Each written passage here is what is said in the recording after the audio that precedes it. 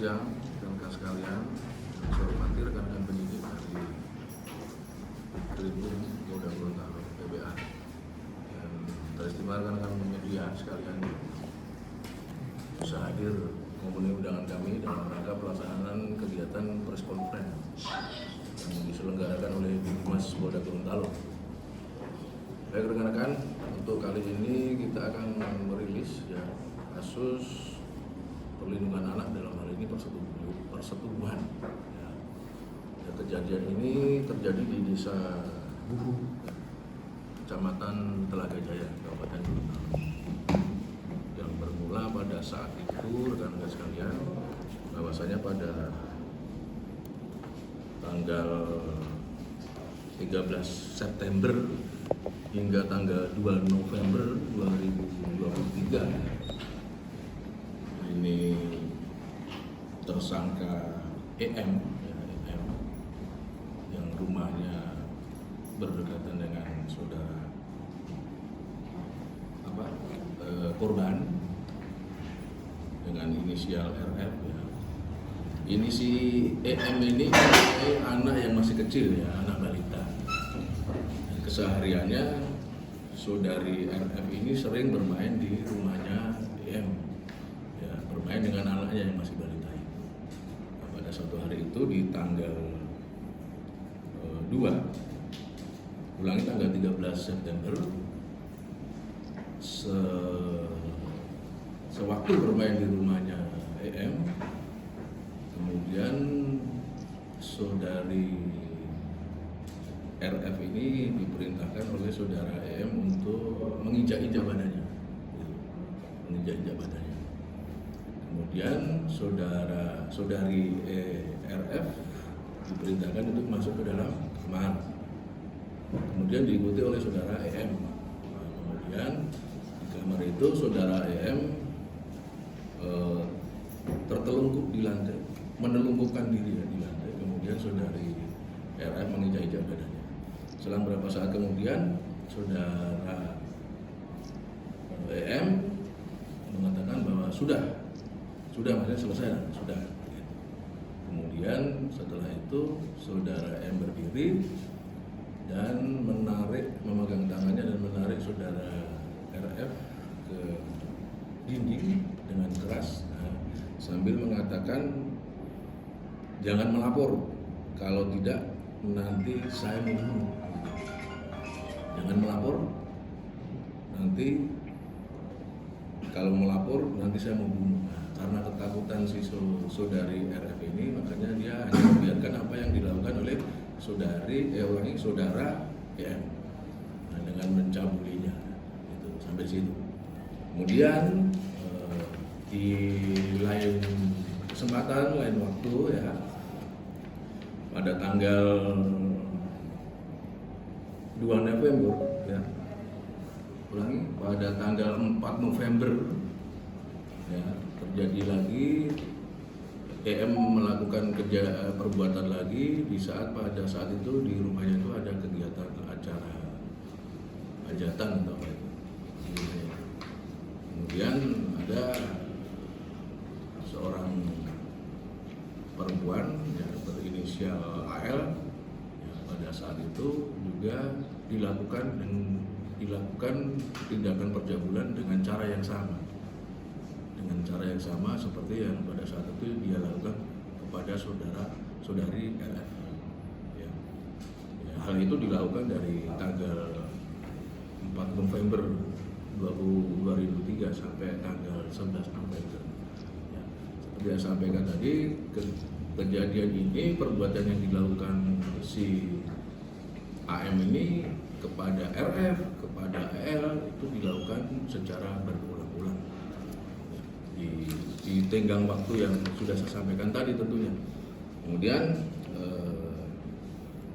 orang tua dari saudara RF ya, mengetahui hal tersebut ya, inisialnya MP ya, orang tua dari saudari RF kemudian melaporkan ke pihak yang berwajib, dan pihak berwajib melakukan penyelidikan dan penyidikan sehingga kasus atau permasalahan ini sementara dan sedang diproses oleh Ditkrimum Polda Gorontalo dalam hal ini PPA.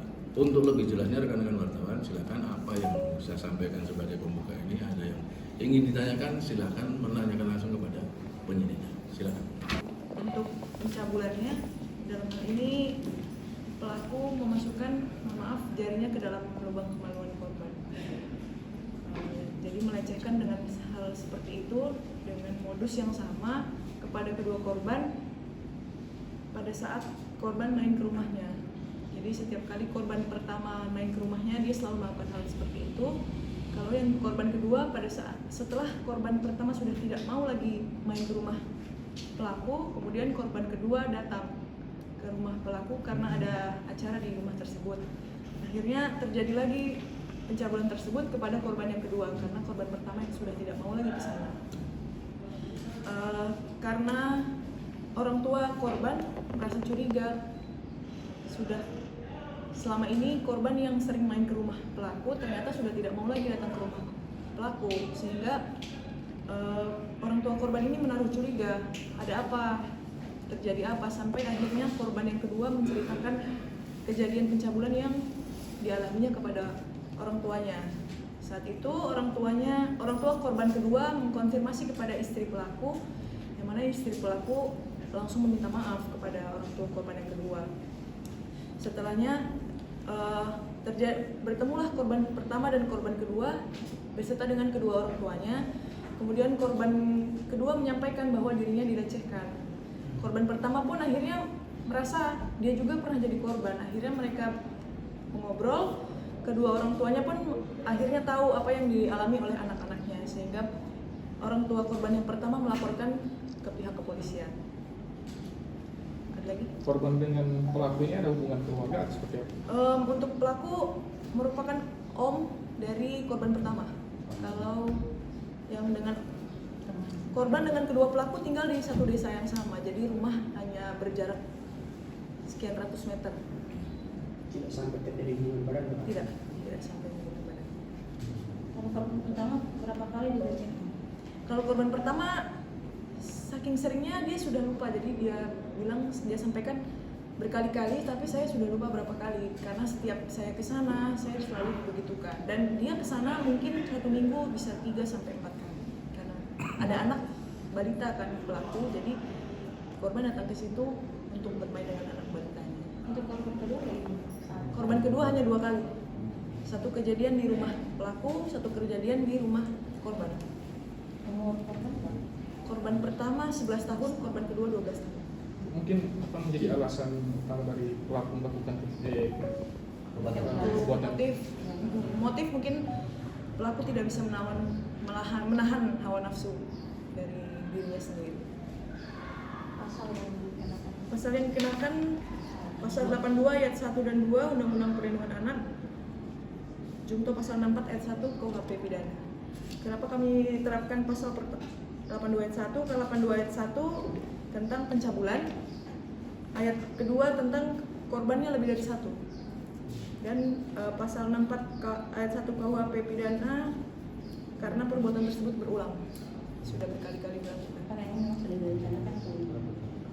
Kalau direncanakan sepertinya muncul secara spontan karena seringnya korban datang ke rumahnya dan sudah dianggap anak sendiri, dan pelaku pun menganggap anak-anak korban ini memang sebagai anak-anaknya sendiri karena saking seringnya, dan pelaku dengan orang tua korban berteman, jadi memang sering bertemu. Kondisi para korban sendiri saat ini?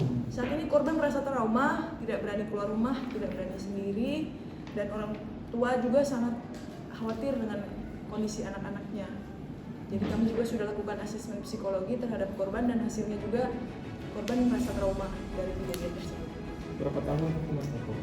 Ancaman hukuman 15 tahun, minimal 5 tahun.